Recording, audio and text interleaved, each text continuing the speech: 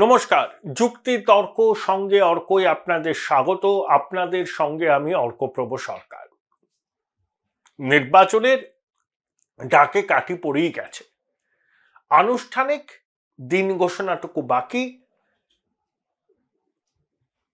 আপনার মার্চ মাসের দ্বিতীয় সপ্তাহের মধ্যে নির্বাচনের দিন ঘোষণা হবে। তার আগে নির্বাচন কমিশনের ফুল বেঞ্চ রাজ্যে সফরে আসবেন এবং 920 কোম্পানি কেন্দ্রীয় বাহিনী মোতায়েন হবে। রাজ্যের সর্বত্র ভারী বুটের আওয়াজ পাওয়া যাবে। প্রার্থী তালিকা কি হবে, তৃণমূলের, বিজেপির, বাম কংগ্রেস জোট হবে কি হবে না, সেলিম রায়গঞ্জে দাঁড়াবেন কিনা, বহরমপুরে বামরা কি প্রার্থী দেবে কি নাকি আগের বারের মতো দেবেন না, ইত্যাদি এইসব নিয়ে জল্পনা কল্পনা চলছে। রাজ্যের প্রধান বিরোধী দল, কেন্দ্রের শাসক দল বিজেপির প্রার্থী তালিকায় কি চমক থাকবে? হ্যাঁ, থাকবে। প্রথমে আসানসোলে সম্ভবত গায়ক কৈলাস খেরকে বিজেপি প্রার্থী করবে। কৈলাস খেরের পরিচয় নতুন করে তো দেওয়ার কোনো দরকার নেই। তিনি বিজেপির শীর্ষ নেতৃত্বের ঘনিষ্ঠ। এই যে রাম জন্মভূমিকে কেন্দ্র করে তিনি অনেকগুলি রাম ভজন গেয়েছেন। ওর একটা গান আমার খুব ভাল লাগে, সুবহান আল্লাহ বলে। আর ওখানে বিহারী বাবু শত্রুঘ্ন সিনহাকে চ্যালেঞ্জ ছুটতে ঠিক রাজনৈতিক জগতের মুখের উপর ভরসা রাখতে চাইছে না বিজেপি। সেই জন্য কৈলাস খেরের কথা তাদের বিবেচনার মধ্যে আছে, যদিও জিতেন্দ্র তিওয়ারির নামও কিন্তু শোনা যাচ্ছে। এবার আসুন ব্যারাকপুরে অর্জুন সিংকে তৃণমূল টিকিট দেবে না। যদি মমতা বন্দ্যোপাধ্যায় অর্জুন সিংকে কোনো কেন্দ্র থেকে দাঁড় করাতে চান তাহলে অন্য কোনো কেন্দ্রে তাকে পাঠাতে পারেন, তার সম্ভাবনা কম। তৃণমূলের একটা অংশ পার্থ ভৌমিক, সোমনাথ শ্যামরা চাইছিলেন অর্জুন সিংকে আসানসোলে পাঠাতে আর শত্রুঘ্ন সিনহাকে ব্যারাকপুরে নিয়ে আসতে, কিন্তু আমার মনে হয় সুদূর এটা খুবই এই কল্পনা বাস্তবে মিলবে বলে মনে হয় না। বিজেপি সেখানে দীনেশ ত্রিবেদীকেও প্রার্থী করতে পারে বা বাইরে থেকে কাউকে আনতে পারে বা অর্জুনের ছেলে পাবন সিংকেও প্রার্থী করতে পারে, শোনা যাচ্ছে। কিন্তু দীনেশ দা এবার সেখানে প্রার্থী হওয়ার সম্ভাবনা উজ্জ্বল। ইতিমধ্যে মোদিজির যে ডিজিটাল ইন্ডিয়া ক্যাম্পেন হচ্ছে, সেই ক্যাম্পেনের অনেকটা দীনেশ ত্রিবেদী দেখেন, দিল্লিতেই থাকেন। তার কিন্তু ওখানে ক্যাবিনেট স্ট্যাটাস রয়েছে এবং দিল্লিতে তিনি তার বাংলোটাকে রেখে দিতে পেরেছেন। বিজেপির প্রার্থী তালিকায় রদবদল তো হবেই।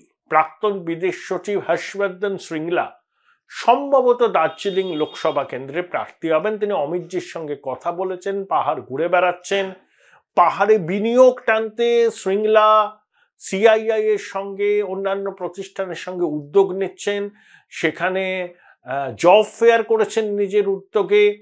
শোনা যাচ্ছে যে কেন্দ্রে নরেন্দ্র মোদী সরকার আবার আসলে, যার সম্ভাবনা প্রবল, হর্ষবর্ধন শ্রীংলাকে বিদেশ মন্ত্রী করা হবে এবং এস জয়শঙ্করকে নিয়ে আসা হবে ন্যাশনাল সিকিউরিটি অ্যাডভাইজার এবং অজিত দোভালকে অন্য কোনো দায়িত্ব দেওয়া হবে। এর কারণ এই নয় যে এস জয়শঙ্করের উপর প্রধানমন্ত্রী ক্ষুব্ধ অসন্তুষ্ট, একদমই নয়। প্রধানমন্ত্রী চাইছেন তিনি থাকুন, কিন্তু এস জয়শঙ্কর এবং তার পরিবার বলছেন যে এত ট্রাভেল করতে হচ্ছে, তার বডি মেকানিজম আর পারমিট করছে না। ধরুন দিল্লি থেকে তিনি কোনো দেশে যাবেন, দিল্লিতে প্লেনে চাপলেন, তখন সেখানে রোদ দিনের বেলা, আর যেখানে ডেস্টিনেশনে পৌঁছলেন তখন সেখানে রাত্রি। অর্থাৎ বডি মেকানিজম নিতে পারছে না, প্রত্যেকেরই বয়স হচ্ছে। তাই অত ট্রাভেল থাকবে না, অত ট্রাভেল শিডিউল থাকবে না সেরকম একটা জায়গায়, সে যেমন ন্যাশনাল সিকিউরিটি অ্যাডভাইজার। আর অজিত দোভালকে অন্য কোনো গুরুত্বপূর্ণ দপ্তরে নিয়ে আসা হবে, এরকম একটা পরিকল্পনা আছে। বিজেপির 2-3 সিটিং এমপি টিকিট পাবেন না। সম্ভবত রায়গঞ্জের দেবশ্রী চৌধুরী পাবেন না। জন বার্লার টিকিট পাওয়ার সম্ভাবনা কম। ডক্টর সুভাষ সরকারের সম্পর্কে আমার ধারণা নেই, কিন্তু যেভাবে তিনি পার্টির কর্মীদের দ্বারা ঘরে বন্দী ছিলেন, তাকে শেষ পর্যন্ত উদ্ধার করতে হয়েছিল নিজের দলের কর্মী সমর্থকদের বিক্ষোভের মুখ থেকে, তা বিজেপির শীর্ষ নেতৃত্ব বিষয়টাকে মোটেই ভালোভাবে দেখেননি। এটা সাংসদের গ্রহণযোগ্যতার অভাব রয়েছে বলেই তারা মনে করেন। কলকাতা উত্তর, কলকাতা দক্ষিণ, এই দুটো কেন্দ্রের নজর কিন্তু এবার বিজেপির। Join Indian Institute of Hotel Management now. Right choice, right decision. Kolkata দক্ষিণে বিজেপি যদি একজন জবরদস্ত প্রার্থী দাঁড় করাতে পারে, তাকে সবসময় কোনো রাজনৈতিক ব্যাকগ্রাউন্ডের লোক হতে হবে তা না, কিন্তু স্বচ্ছ ভাবমূর্তি, এটা দেশের সরকার নির্বাচন, তো সেই রকম একজন লোক যিনি সংসদে বলিয়ে কইয়ে হতে পারবেন এবং তার একটা পেডিগ্রিয়ান প্রোফাইল আছে, দারুণ লড়াই দেবে দক্ষিণ কলকাতায়। আর উত্তর কলকাতায় বিজেপি কিন্তু চমক দেবে। যে যে নাম বাজারে ঘুরে বেড়াচ্ছে বিজেপির প্রার্থী হিসাবে, আমার মনে হয় এদের কেউ শেষ পর্যন্ত প্রার্থী হবে না। বড় চমক দেবে বিজেপি প্রার্থী হিসাবে উত্তর কলকাতায়, এবং সেখানে সুদীপ বাবুর সঙ্গে চোখে চোখ লেখে লড়াই করবেন বিজেপির সেই প্রার্থী। অবশ্যই তিনি তার রাজনৈতিক উচ্চতা, সাংগঠনিক দক্ষতা দুটোই থাকবে। কয়েকদিনের মধ্যেই জানা যাবে, হতে পারে 28 তারিখ অমিতজি যখন আসবেন তখন কোনো বড় চমক দেখতে পাবেন রাজ্যবাসী। প্রস্তুতি চলছে, আলাপ আলোচনা চলছে, কারণ কলকাতা উত্তর এবং কলকাতা দক্ষিণ বিজেপির পাখির চোখ।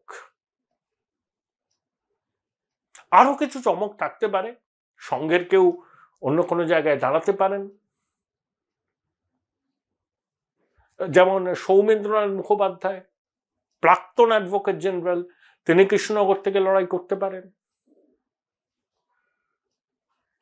এরকম অধ্যাপক বিমল শঙ্কর নন্দন নাম শোনা যাচ্ছে বারাসাত কেন্দ্র থেকে,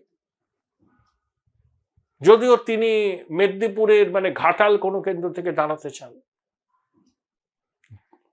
তবে ঘাটালে হিরণের দাঁড়ানোর সম্ভাবনা প্রবল। শুভেন্দু অধিকারী অমিতজিকে কথা দিয়েছেন যে ঘাটাল, কাঁথি তমলুক তিনি প্রধানমন্ত্রীর হাতে তুলে দেবেন, বিজেপিকে জেতাবেন। দিলীপ বাবু মেদিনীপুরেই দাঁড়াবেন, সুকান্ত বাবু বালুরঘাটেই দাঁড়াবেন, নিশীথ প্রামাণিক কোচবিহার থেকেই দাঁড়াবেন। তৃণমূলের মিমি কি লকেটের বিরুদ্ধে দাঁড়াবেন হুগলিতে? যাদবপুরে নয়, মিমির কেন্দ্র বদল হতে পারে। তবে এবার আমি বলবো, মানে এটা একজন সহনাগরিক হিসাবে আপনি কোন দলকে ভোট দেবেন সেটা আপনার ব্যাপার, কিন্তু সাংসদ হিসাবে তাদেরই সংসদে যাওয়া উচিত যারা সংসদ নিয়মিত অ্যাটেন্ড করবেন, প্রশ্নোত্তর পর্বে অংশ নেবেন, এলাকার বিষয় নিয়ে প্রশ্ন তোলার চেষ্টা করবেন। ফ্যাশন শো করা, সংসদকে এড়িয়ে যাওয়া, এটা কোনো ক্রাইটেরিয়া হতে পারে না। দেখুন, নুসরাত সন্দেশখালী তো বসিরহাট লোকসভা কেন্দ্রে একবারের জন্য গেছেন, তিনি টিকটক ভিডিও করছেন।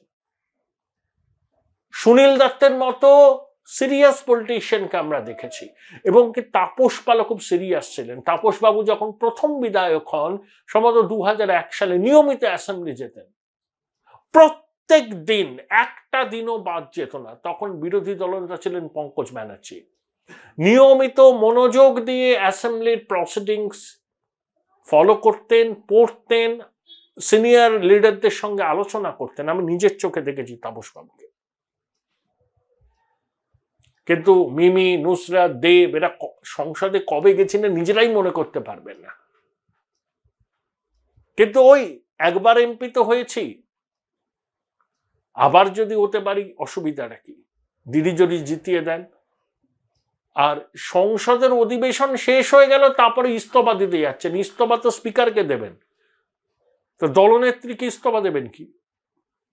পুরোটাই নাটক। অর্থাৎ আবার যদি প্রার্থী করা হয়, দাঁড়িয়ে যাব। দেবের বিষয়টা অন্য ছিল, যেহেতু ইডিভিডির তলব পেয়েছিল, কিন্তু তাকে এমনভাবে প্রেশারাইজ করা হয়েছে, শুধু প্রেশারাইজ বলবো না, দেবেরও নিশ্চয়ই শেষ পর্যন্ত মনে সুপ্ত ইচ্ছা ছিল। আসলে দেব যদি শাসক দলের বৃত্ত থেকে একদম বাইরে বেরিয়ে যায় তাহলে টালিগঞ্জে তার শুটিং করার সমস্যা হবে। ওই বিশ্বাস ভ্রাতৃদ্বয় যেভাবে নিরঙ্কুশ আধিপত্য বজায় রেখেছেন কলাকুশলীদের উপর, টেকনিশিয়ান পেতে সমস্যা হতে পারে, ছবি মুক্তির ক্ষেত্রে দেবের সমস্যার মুখে পড়তে হতে পারে। ইতিমধ্যে নন্দনে দেবের একটা ছবি মুক্তি পায়নি, সেজন্য তিনি ওই বিশ্বাস ভ্রাতৃদ্বয়ের একজনকেই দায়ী করেছেন, ঘনিষ্ঠ মহলে অন্তত। তাই নিজের পেশাকে টিকিয়ে রাখতে, নিজের ছবি মুক্তি যাতে ঠিকভাবে হয়, শুটিং করলে যাতে কলাকুশলীদের পাওয়া যায়, এইসব মাথায় রেখেই দেব সম্মতি দিয়েছেন যে ঘাটাল থেকে প্রার্থী হবেন। মিমিদের ক্ষেত্রেও সেটা হতে পারে, তবে যাদবপুর নয়, তাকে সম্ভবত গঙ্গার পশ্চিম পারে দেওয়া হতে পারে, লকেটের বিরুদ্ধে দাঁড় করানো হতে পারে। তাই দুদলের প্রার্থী তালিকায় চমক থাকছে। মমতা বন্দ্যোপাধ্যায়ের প্রার্থী তালিকা আগাম অনুমান করা যায় না, তিনি শেষ মুহূর্তে সেটা প্রকাশ করেন। যেভাবে সাগরিকা ঘোষকে রাজ্যসভায় নিয়ে আসা হলো, কারুরই এটা বিয়ন্ড ইমাজিনেশন। তাই লোকসভাতেও প্রার্থী তালিকায় বড় সড় চমক থাকবে। কিন্তু বিজেপি, আমি এটা বললাম, আসানসোল থেকে শুরু করে বেশ কয়েকটি জায়গায় এমন প্রার্থী দেবেন যাদের সর্বভারতীয় পরিচিতি আছে, এবং চমক থাকতে পারে কলকাতা উত্তর কেন্দ্রে বিজেপির প্রার্থী হিসাবে যিনি লড়বেন তাকে নিয়ে।